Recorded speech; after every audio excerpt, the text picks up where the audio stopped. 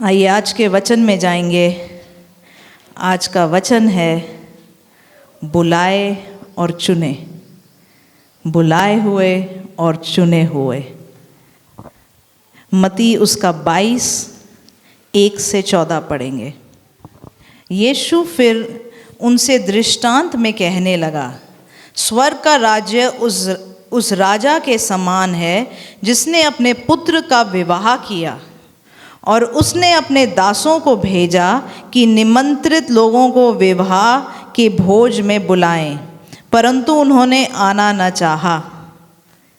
फिर उसने और दासों को यह कहकर भेजा, निमंत्रित लोगों से कहो, देखो मैं भोज तैयार कर चुका हूँ, और बैल और पले हुए पशु मारे गए हैं, और सब कुछ तैयार है, विवाह के भोज में आओ।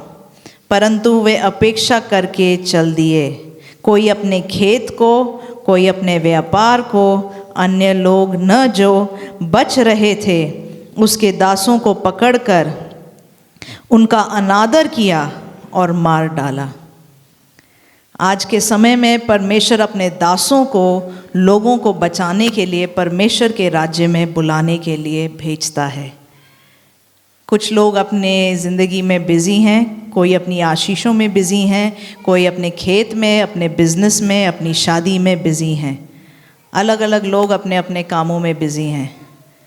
कुछ तो परमेश्वर के दासों को अनादर करते हैं और कुछ मार डालते हैं, जो कि आज हो रहा है।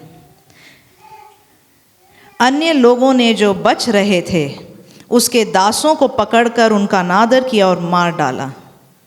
तब राजा को क्रोध आया और उसने अपनी सेना भेजकर उन हत्यारों का नाश किया और उनके नगर को फूंक दिया। तब उसने अपने दासों से कहा, विवाह का भोज तो तैयार है, परंतु निमंत्रित लोग योग्य नहीं ठहरे। इसलिए चौराहों पर जाओ और जितने लोग तुम्हें मिले सबको विवाह के भोज में बुला लाओ। अतः उस दासों ने सड़कों पर जाकर क्या बुरे क्या भले जितने मिले सबको इकट्ठा किया, और विवाह का घर अतिथियों से भर गया। कईयों को बुलाया, वो आए नहीं क्योंकि वो अपने जीवनों में, अपनी आशीषों में बिज़ी थे। मगर जिसकी कोई ज़िंदगी में कोई आशीषें नहीं हैं, कुछ है नहीं, या अपने आप को जो दीन समझता है, वो परमेश्वर के राज्य में आए। जब राजा अतिथियों को देखने भीतर आया तो उसने वहाँ एक मनुष्य को देखा जो विवाह का वस्त्र नहीं पहने था। हम जानते हैं परमेश्वर आएगा, अपनी दुल्हन को लेके जाएगा। उसने उससे पूछा, हे मित्र, तू विवाह का वस्त्र पहने बिना यहाँ क्यों आ गया? उसका मुंह बंद हो गया। तब राजा ने सेवकों से कहा, इसके हाथ पांव बांधकर उसे बाहर अंधियारे में डाल दो, वहाँ रोना और दांत पीसना होगा। उस पे धर्म के जो कपड़े या वस्त्र थे वो नहीं पहने हुए थे, क्योंकि बुलाए हुए तो बहुत हैं मगर चुने हुए थोड़े हैं। बुलाए हुए तो बहुत हैं मगर चुने हुए थोड़े हैं। ये जो कहानी है ये उद्धार के बारे में है। आज मगर मैं उद्धार की भी बात करना चाहती हूँ और परमेश्वर की सेवा करने की भी बात करना चाहती हूँ। बुलाए हुए बहुत हैं मगर चुने हुए थोड़े। जब से मैं परमेश्वर में आई हूँ, इस बात को 28 साल हो गए हैं, और मैंने बपतिस्मा लिया था जब मैं 12 साल की थी। तो उस 12 साल की उम्र से मुझे लगता था परमेश्वर मुझे सेवकाई के लिए बुला रहा है, या परमेश्वर की बुलाहट है। मुझे पसंद था सेवकाई करना। तो जब मैं 21 साल या 18 साल की उम्र से मैं प्रार्थना करने लगी, परमेश्वर आपकी क्या इच्छा है। तो 21-22 साल के आसपास परमेश्वर ने मुझे वचन दिया कि हाँ, सेवकाई करनी है। तो पिछले 15 साल से परमेश्वर की दया से मैं सेवकाई कर पा रही हूँ। परमेश्वर की बुलाहट है। मैं उस चीज़ की वेट कर रही थी कि मैं तो करना चाहती हूँ, मगर क्या परमेश्वर मेरे से सेवकाई कराना चाहता है। हम सब के ऊपर एक बुलाहट है, अलग अलग कामों के लिए एक बुलाहट है। मुझे नहीं पता कितने लोगों को आज तक इस चीज़ का वचन मिला। परमेश्वर ने आपको किसी न किसी तरीके से अलग अलग बातें बोली होंगी कि तुम्हारे ऊपर ये बुलाहट है, परमेश्वर तुम्हें ये करने के लिए बुलाता है। उसको बुलाहट बोलते हैं, और हम सब के ऊपर मरते दम तक वो बुलाहट है। हम एक वचन में जाएंगे, पहला शमूएल 15 उसका 1। हम दाऊद और साउल की कहानी जानते हैं। जो शमूएल था वो एक भविष्यवक्ता था, और परमेश्वर ने पहली बार शमूएल को कहा जाके साउल को अभिषेक कर ताकि वो इज़राइल का राजा ठहराया जाए। और उसके बाद जब सौल को हटाया, परमेश्वर ने कहा दाऊद को अभिषेक कर ताकि वो इज़राइल का राजा ठहराया जाए। तो अभी शमूएल ने, परमेश्वर ने साउल को बोला, कुछ बातें बोली थी करने के लिए, मगर साउल ने वो बातें मानी नहीं। वो राजा बन गया मगर उसने वो बातें मानी नहीं। तो ये कहानी हम पढ़ेंगे पहला शमूएल 15 उसके 1 से। शमूएल ने साउल से कहा, यहोवा ने अपनी प्रजा इज़राइल पर राज्य करने के लिए तेरा अभिषेक करने को मुझे भेजा था, इसलिए अब यहोवा की बातें सुन ले। वो कहता है तेरा अभिषेक करने के लिए मुझे ही भेजा था, मगर आगे अब मेरी भी बातें सुन ले। इसके बाद हम अगला वर्ष पढ़ेंगे 10 से 11।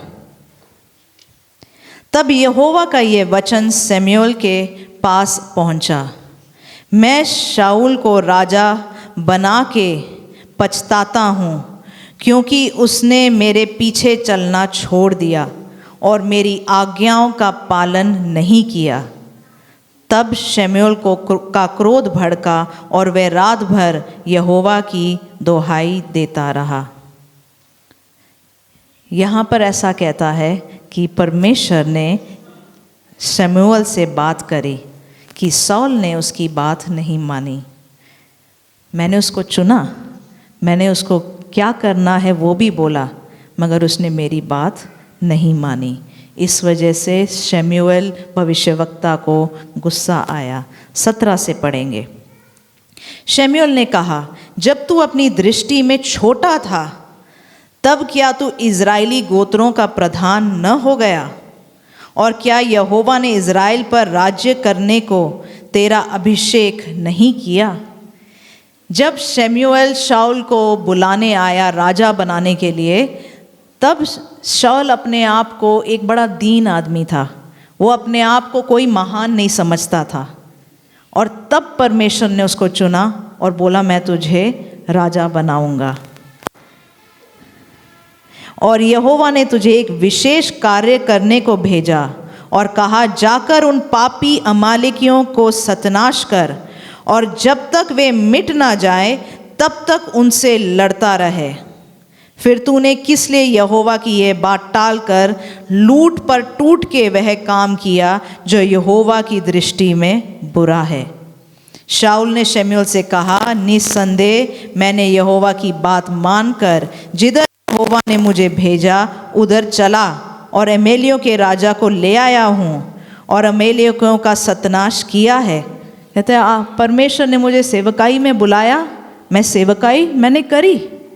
परमेश्वर ने जो काम के लिए मुझे बुलाया वो काम मैंने किया, परंतु प्रजा के लोग लूट में से भेड़ बकरियां और गाय बैलों अर्थात नष्ट होने को उत्तम उत्तम वस्तुओं को गिलगाल में तेरे परमेश्वर यहोवा के लिए बलि चढ़ाने को ले आए। वो कहते मगर जो बाकी के लोग थे मेरे साथ वो उन वस्तुओं को ले आए। परमेश्वर ने कहा था सारी चीज़ें नाश कर दो, मगर उनको जो चीज़ें अच्छी लगीं उसके साथ जो लोग थे वो उस चीज़ों को ले आए।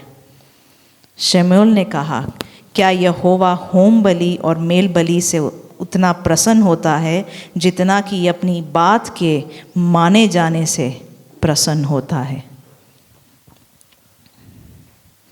कई बार परमेश्वर हमें कुछ करने को बोलता है, क्या हम ऐसा कर देते हैं उस बात को सुनने की जगह कुछ और करके हम सोचते हैं संतुष्टि मिल जाएगी। परमेश्वर बोलता है जाके मेरा सुसमाचार सुना, जाके मेरी सेवकाई कर, जाके उन मूर्तियों को अपने जीवन से हटा। उसकी जगह मैं जाके 2 लोगों को सुसमाचार सुना देता हूँ। मैं परमेश्वर की सेवा तो कर रहा हूँ। या परमेश्वर कहता है अपना जो भी आधा धन बेच के परमेश्वर के काम में लगा दे। उसकी जगह एक मीटिंग करा देते हैं। मैंने परमेश्वर के लिए काम तो किया। यहाँ क्या लिखा है? क्या यहोवा होम बलियों और मेल बलियों से उतना प्रसन्न होता है जितना कि अपनी बात के माने जाने से प्रसन्न होता है। सुन, मानना तो बलि चढ़ाने से ज़्यादा और कान लगाना मेढ़ों की चर्बी से उत्तम है। परमेश्वर की बात मानना किसी भी तरह के बलिदान से ज़्यादा अच्छा है। परमेश्वर अगर कहता है फ़ोन छोड़ दे, उसकी जगह में 1 दिन का खाना छोड़ दे, मैं फास्टिंग कर रहा हूँ, परमेश्वर के लिए बलिदान कर रहा हूँ, बलिदान से ज़्यादा ज़रूरी है परमेश्वर की बात मानना। आमेन। देख, बलवा करना और भावी कहने वालों से पूछना एक ही समान पाप है, और हठ करना मूर्ति और ग्रह देवताओं की पूजा से तुल्य है। ये सब चीज़ें जब हम परमेश्वर की बात नहीं मानते, वो मूर्ति पूजा के जैसा ही है। कौन इंसान, ये बताइए, आज तक कोई ऐसा है जो गलती नहीं करता? कोई है? कौन कौन मानते कोई नहीं है? हाथ दिखाएंगे। कोई भी गलती नहीं करता है। कौन कौन बोलता है हर इंसान गलती करता है? हाथ दिखाएंगे। सौल ने भी उसी तरीके से गलती करी और सैमुअल भविष्यवक्ता ने उसको बोला तूने गलती करी। मगर सौल क्या करता है? आगे पढ़ेंगे। सौल ने सैमुअल से कहा, मैंने पाप किया है। मैंने तो अपनी प्रजा के लोगों का भय मानकर उनकी बात सुनकर यहोवा की आज्ञा और तेरी बातों का उल्लंघन किया। वो अपनी टीम से, अपनी सोसाइटी से, जो उसके साथ उसके लिए काम करते थे, जहाँ से उसको अपनी आशीषें मिलती थीं, जहाँ से उसको अपना सामर्थ्य मिलता था, जो लोग उसके साथ खड़े थे, उनको खुश करने के लिए, उनके डर से, सोसाइटी के डर से परमेश्वर और शमूएल भविष्यवक्ता की बात नहीं मानी। मानता है वो, परंतु अब मेरा पाप को क्षमा कर। सही काम किया उसने, क्षमा मांगी। यस, हाथ देखेंगे, दिखाएंगे। Yes, okay. और मेरे साथ लौट आ कि मैं यहोवा को दंडवत करूं। शमूएल ने शाऊल से कहा, मैं तेरे साथ ना लौटूंगा, क्योंकि तूने यहोवा की बात को तुच्छ जाना है और यहोवा ने तुझे इज़राइल का राजा होने के लिए तुच्छ जाना है। परमेश्वर ने तुझे बुलाया राजा बनने के लिए, मगर तूने परमेश्वर की ही बातों को छोटा समझा। अब परमेश्वर तुझे राजा होने के लिए छोटा समझता है। तब शमूएल जाने के लिए घूमा और शाऊल ने उसके बागे की छोर को पकड़ा और वह फट गया। तब शमूएल ने उससे कहा, आज यहोवा ने इज़राइल के राज्य को फाड़ कर तुझसे छीन लिया है और तेरे एक पड़ोसी को जो तुझसे अच्छा है दे दिया है। कई बार हम सोचते हैं जो आशीषें मेरे पास आई हैं वो मेरे समझदारी के वजह से है, मेरे माता पिता के पैसों के वजह से है, मेरी सुंदरता के वजह से है, मेरे सामर्थ्य के वजह से है, मेरी पर्सनालिटी के वजह से है।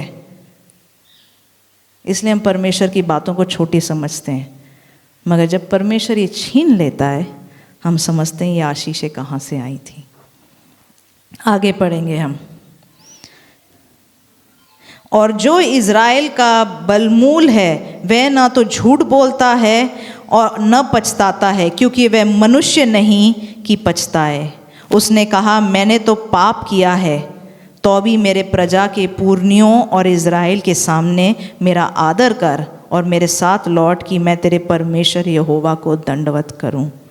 एक तो दुख की बात है, वो हर बार बोलता है तेरे परमेश्वर, हमारे या मेरे परमेश्वर नहीं। दूसरा, इस लाइन में समझ में आता है वो सॉरी क्यों बोलता है शमूएल को, क्योंकि उसको अपनी इमेज की पड़ी है, दूसरे क्या सोचेंगे मेरे बारे में, इसलिए मैं चर्च आता हूँ, इसलिए मैं सेवा करता हूँ। नहीं। 35 पढ़ेंगे इसका। और शमूएल ने अपने जीवन भर शाऊल से फिर भेंट न की, क्योंकि शमूएल शाऊल के लिए विलाप करता रहा और यहोवा शाऊल को इज़राइल का राजा बनाकर पछताता था।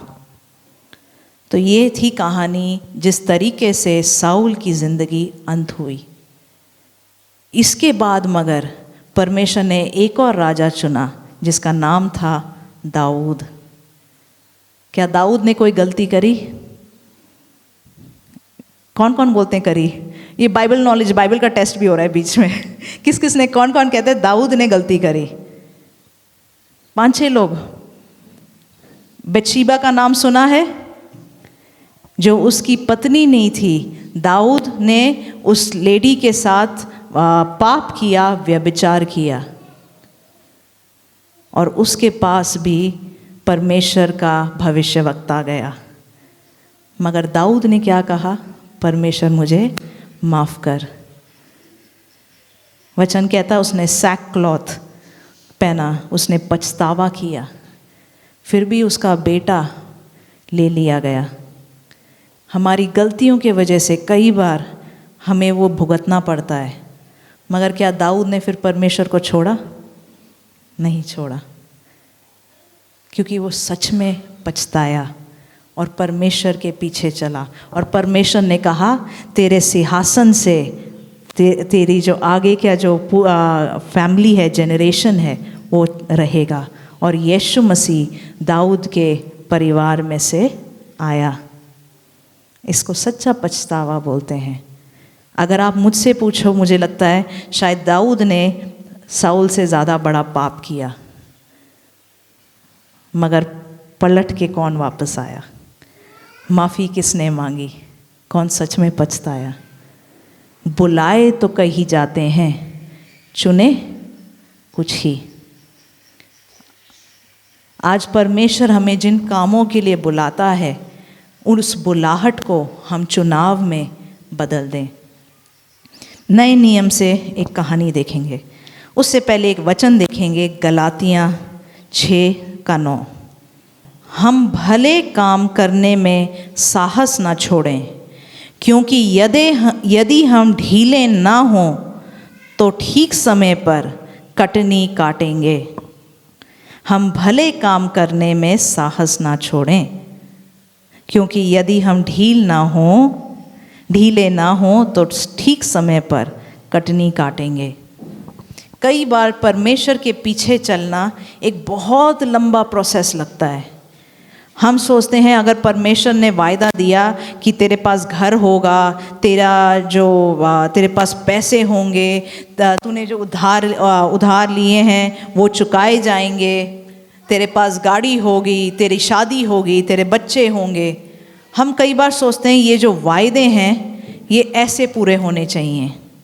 मगर आज हम वो गीत गा रहे थे, जेड़ा इत्थों तक लेके आया अगे भी लेके जाएगा।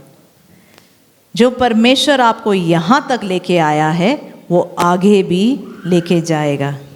कुछ दिन पहले मुझे आदत है कि हर साल मैं एक नई डायरी बनाती हूँ और डायरी में मैं ये लिखती हूँ परमेश्वर ने क्या वायदा किया, या परमेश्वर ने क्या वचन दिया, या परमेश्वर ने क्या बात करी, या मैं परमेश्वर से क्या मांग रही हूँ। मुझे आदत है ऐसे मैं डायरीज़ बनाती रहती हूँ। तो मेरे पास बड़े सारे ऐसे डायरीज़ पड़े हुए हैं।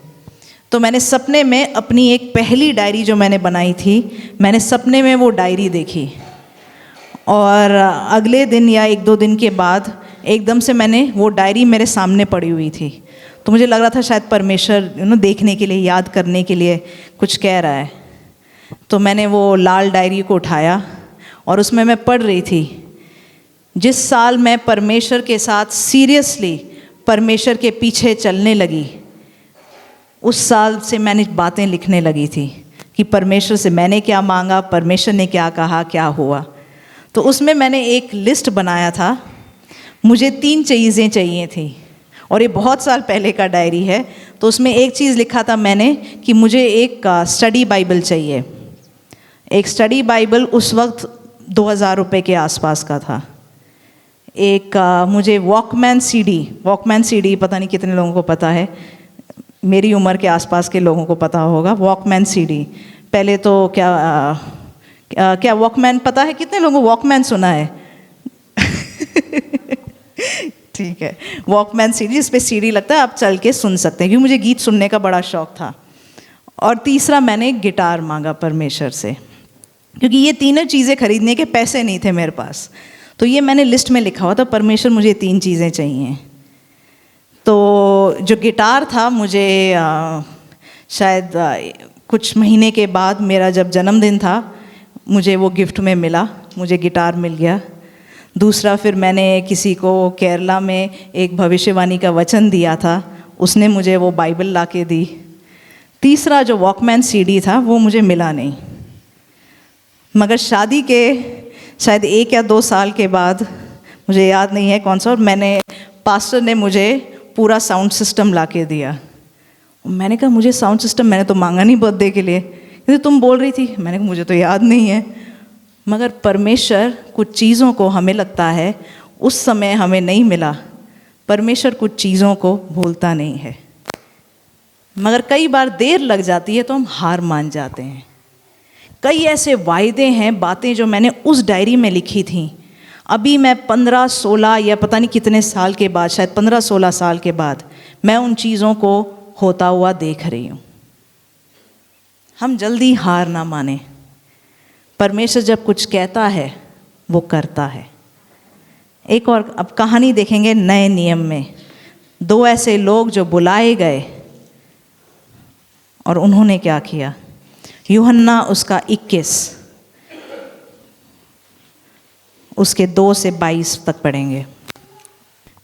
शमौन पतरस और थोमा जो दिदुमस कहलाता था, और गलील के काना नगर का नतनेल और जबदी के पुत्र और उसके चेलों में से 2 और जन इकट्ठे थे। शमौन पतरस ने उनसे कहा, मैं मछली पकड़ने जा रहा हूँ। यीशु मसीह को सूली पे, जब यीशु मसीह सूली पे चढ़ा दिए गए थे, अभी परमेश्वर यीशु मसीह के जो चेले थे वो अकेले पड़ गए थे। तो पतरस एज यूजुअल जो लीडर था, वो कहता है मैं मछली पकड़ने जा रहा हूँ। शमौन पतरस ने उनसे कहा, मैं मछली पकड़ने जा रहा हूँ। उन्होंने उससे कहा, हम भी तेरे साथ चलते हैं। कई बार ये जो लीडरशिप वाली बात है, परमेश्वर कुछ लोगों के ऊपर डालता है, मगर वो क्या चुनाव करते हैं ये भी बड़ा ज़रूरी है। अतः वे निकलकर नाव पर चढ़े, परंतु उस रात कुछ न पकड़ा। अगर आप पतरस की कहानी जानते हैं, वो एक मछुआरा था जो मछली पकड़ता था, मगर उस काम से परमेश्वर ने उसको छोड़कर परमेश्वर की सेवा में बुलाया। मगर अब वही पतरस बाकी चेलों को भी बोलता है, मैं मछली पकड़ने जा रहा हूँ, और उसको कोई मछली नहीं मिली। भोर होते ही यीशु किनारे पर आ खड़ा हुआ, तो भी चेलों ने नहीं पहचाना कि यह यीशु है। तब यीशु ने उनसे कहा, हे बालकों, क्या तुम्हारे पास कुछ मछलियां हैं? उन्होंने उत्तर दिया, नहीं। उसने उनसे कहा, नाव की दाहिने ओर जाल डालो तो पाओगे। अतः उन्होंने जाल डाला और अब मछलियों की बहुतायत के कारण उसे खींच न सकें। तब उस चेले ने, जिससे यीशु प्रेम रखता था, पतरस से कहा, ये तो प्रभु है। शमौन पतरस ने यह सुनकर कि वह प्रभु है, कमर में अंगरखा कस लिया, क्योंकि वह नंगा था, और झील में कूद पड़ा। कई बार परमेश्वर जब हमें किसी काम के लिए बुलाता है, हमें लगता है शायद जो मेरे पास आशीषें आ रही हैं वो काफ़ी नहीं, मुझे भी अपने शरीर में जाके कुछ और करना चाहिए। पतरस की भी सोच में यही आया, जो मेरे पास आ रहा है वो काफ़ी नहीं है, जो मुझे आता है मैं वापस वो करने लगता हूँ, मछली पकड़ने लगता हूँ। मगर परमेश्वर ने उसको 1 मिनट में दिखाया, तू अपनी ताकत में करेगा तो तेरे पास आशीष नहीं आएगी, तू मेरे पीछे चल, तेरे लिए आशीषें बटोरना मुश्किल हो जाएगा। परमेश्वर के धर्म और राज्य के खोजी बनो, और ये चीज़ें तुम्हारे पीछे आएंगी। अगर परमेश्वर ने आपको मछली पकड़ने से, बिजनेस करने से या और कुछ करने से मना किया है तो वो ना करें। जो आशीषें हैं वो हमारे पीछे परमेश्वर वैसे ही ला सकता है। आज परमेश्वर ने हमें क्या करने से मना किया है, हम वो ना करें। हम आगे पढ़ेंगे। परंतु दूसरे चेले डोंगी पर मछलियों से भरा हुआ जाल खींचते हुए आए, क्योंकि वो किनारे से अधिक दूर नहीं पर कोई 200 हाथ पर थे। जब वे किनारे पे उतरे तो उन्होंने कोयले की आग और उस पर मछली रखी हुई और रोटी देखी। यीशु ने उनसे कहा, जो मछलियाँ तुमने अभी पकड़ी हैं उनमें से कुछ लाओ। तो शमौन पतरस ने डोंगी पर चढ़कर 153 बड़ी मछलियों से भरा हुआ जाल किनारे पर खींचा, और इतनी मछलियाँ होने पर भी जाल न फटा। यीशु ने उनसे कहा, आओ भोजन करो। चेलों में से किसी को साहस न हुआ कि उससे पूछे, तू कौन है, क्योंकि वे जानते थे कि वह प्रभु ही है। परमेश्वर इतना रिलेटेबल, इतना प्रेम करने वाला है। कई बार हम ब्रेकफास्ट ऑन द सी का ये कहानी अगर बोले वैसा है। भोजन करने के बाद यीशु ने शमौन पतरस से कहा, हे शमौन यूहन्ना के पुत्र, क्या तू इनसे बढ़कर मुझसे प्रेम रखता है? क्योंकि पतरस तो लीडर है, लीडर को हमेशा दूसरों से ज़्यादा अच्छा होना चाहिए। तो यीशु मसीह ने कहा, क्या तू इनसे बढ़कर मुझसे प्रेम रखता है? क्या तू बाकियों से या इन मछलियों से ज़्यादा मुझसे प्रेम रखता है? यहाँ क्लियरली बताया नहीं गया है। क्या तू अपने बिजनेस से, अपने पैसे से ज़्यादा मुझसे प्रेम रखता है? क्या तू अपने इमेज से ज़्यादा मुझसे प्रेम रखता है? हाँ प्रभु, तू तो जानता है कि मैं तुझसे प्रीति रखता हूँ। उसने उससे कहा, मेरे मेमनों को चरा। उसने फिर दूसरी बार उससे कहा, हे शमौन यूहन्ना के पुत्र, क्या तू मुझसे प्रेम रखता है? उसने उससे कहा, हाँ प्रभु, तू जानता है कि मैं तुझसे प्रीति रखता हूँ। उसने उससे कहा, मेरी भेड़ों की रखवाली कर।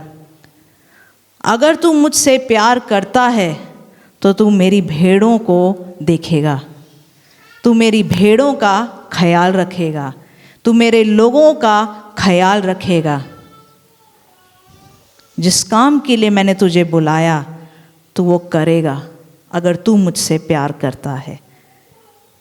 कई बार हम अपने मन में शायद बोलते हैं, मैं परमेश्वर से बड़ा प्यार करता हूँ। दिल की बात है, बाहर तो ये सब कोई बात नहीं, दिल की बात है ना।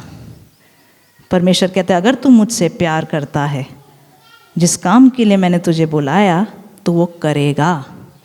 आगे उसने तीसरी बार उससे कहा, हे शमौन यूहन्ना के पुत्र, क्या तू मुझसे प्रतीति रखता है?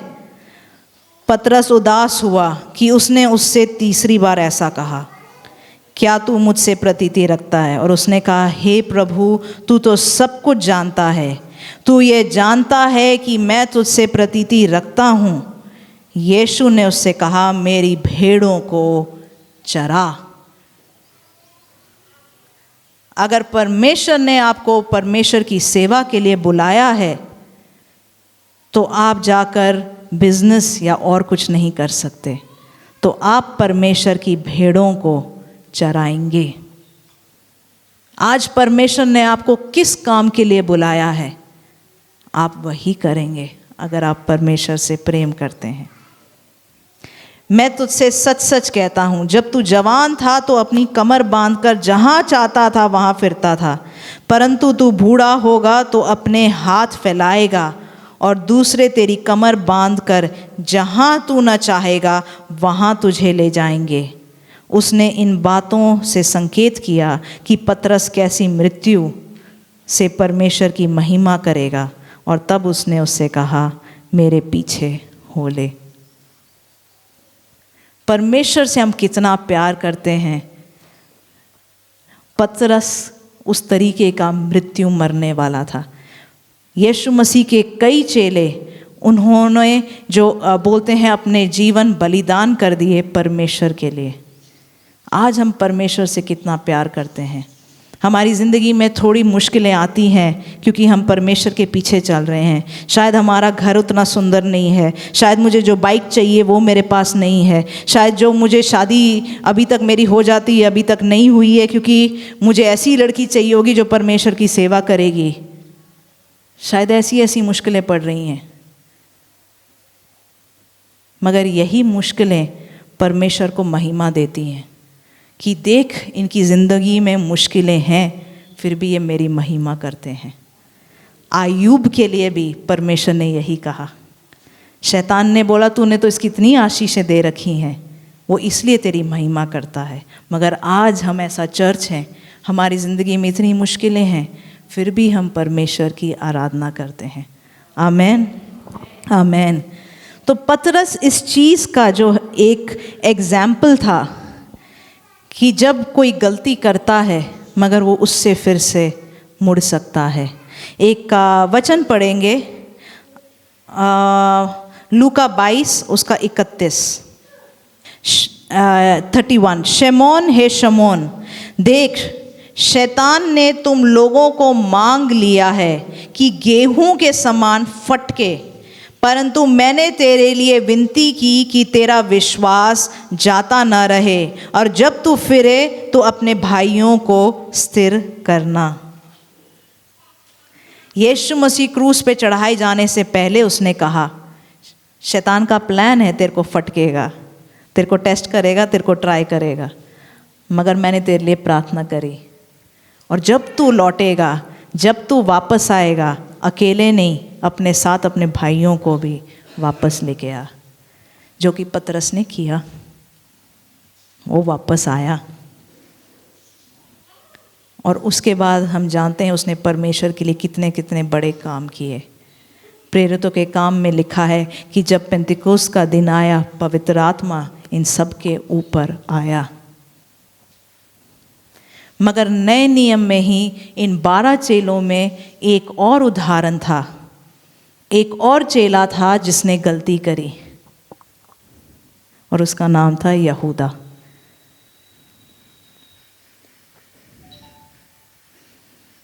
यहूदा का जो अंत था वो बड़ा ही दुखदाई था। प्रेरितों के काम उसका 1:20 पढ़ेंगे। यहूदा को अपने पैसे, वो परमेश्वर की टीम में, परमेश्वर के सेवकाई में ज़रूर था, और वो क्या था, ट्रेजरर था, पैसों की देखभाल करता था, मगर उसका दिल पैसे पे था। वचन कहता है कुछ चांदी के सिक्कों के लिए उसने यीशु मसीह को बेच डाला, मगर बाद में उसको दुख हुआ मगर पलटने की जगह, परमेश्वर के पास वापस आने की जगह उसने जाकर आत्महत्या कर ली। कई बार हमारी गलतियां इतनी बड़ी ना हो जाए कि हम उसमें से निकल ना पाए। गलती करने के लिए स्थान है, हम वापस भी आ सकते हैं, जो परमेश्वर बहुत चाहता है। मगर हमारी गलतियों की वजह से हमें ज़िंदगी भर रोना ना पड़ जाए, जो दाऊद को भी करना पड़ा। वो वापस आया, उसने आशीषें देखी, मगर एक बेटा खोया भी।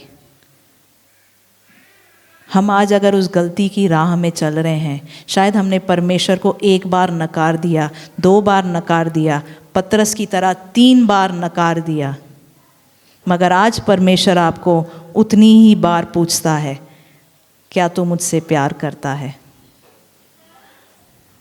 हम पलट के वापस आ जाएं।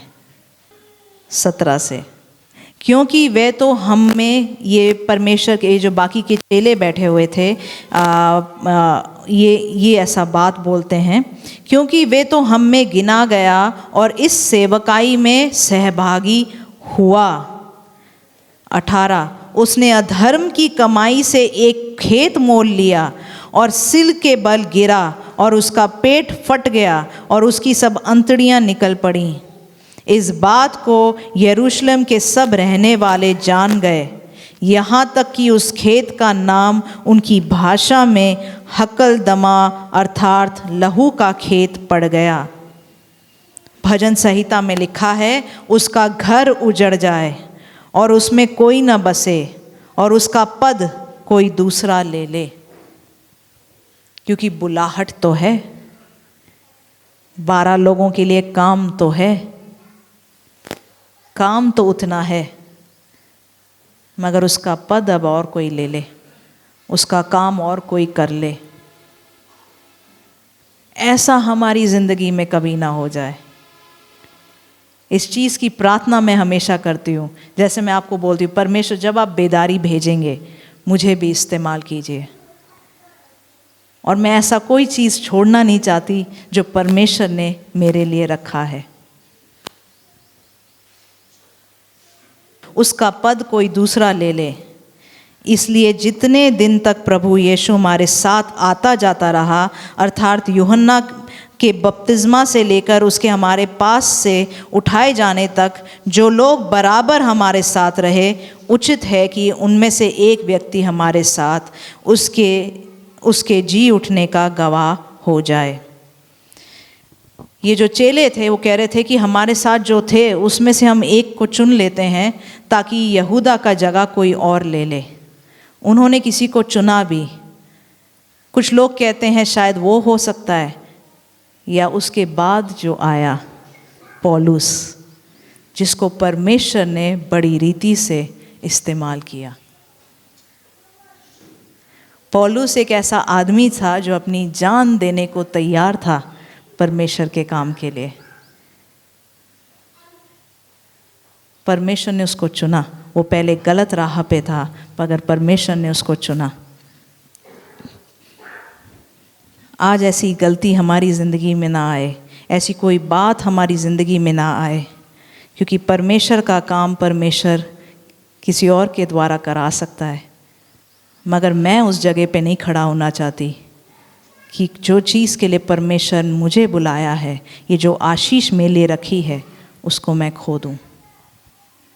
जैसे पतरस लौटा, हम पूरे दिल से परमेश्वर के पीछे चलने वाले बने। यशाया 40 उसका 31 पढ़ेंगे। यशाया 40 उसका 31। परंतु जो यहोवा की बाट जोते हैं वे नया बल प्राप्त करते हैं, वे उकाबों के समान उड़ेंगे, वे दौड़ेंगे और श्रमित ना होंगे, चलेंगे और थकित ना होंगे। जो यहोवा की बाट जोते हैं। आज आपकी ज़िंदगी में शायद चीज़ें मुश्किल लग रही हैं, लंबी लग रही हैं, कब प्रार्थनाओं का जवाब आएगा पता नहीं। यहोवा की बाट जो वचन कहता है, उकाबों की नाई वो ऊंचा उड़ेंगे। ये एक भविष्यवाणी का वचन परमेश्वर ने मुझे, जब हम मणिपुर में थे, ये वचन दिया था और मुझे एक विजन भी दिखाया जिसमें ऊंचा एक उकाब उड़ रहा है। और परमेश्वर ने वचन दिया, ये समय तेरा उकाब की तरह उड़ने का है। उकाब कैसे उड़ता है? फरफराता रहता है? नहीं, आराम से उड़ता रहता है और वो ऊंचाइयों पे उड़ता है। उसको ऊंचाई से दिखता है नीचे क्या हो रहा है। इसको बिग पिक्चर बोलते हैं। जो छोटे जो चूज़े होते हैं उनको बस फट फट फट फट करके उनको इतना दिखता है, मेरा दाना इधर है, मेरा खाना इधर है, मेरा पानी इधर है। मगर उकाब को बड़े बड़े शहर दिखते हैं, बड़ा पिक्चर दिखता है, पूरे के पूरे गांव दिखते हैं। आज हम उकाबों की तरह हो जाएं, सिर्फ हमारे आसपास पट पट पट पट क्या हो रहा है ना दिखे। इसकी शादी हो गई, मेरी शादी नहीं हुई, इसका घर हो गया, मेरा घर नहीं हुआ। हम बड़ा पिक्चर देखें, परमेश्वर ने मेरे लिए क्या क्या रख रखा है, परमेश्वर ने मेरे लिए क्या क्या वायदे बोल रखे हैं, वो कैसे पूरे होंगे।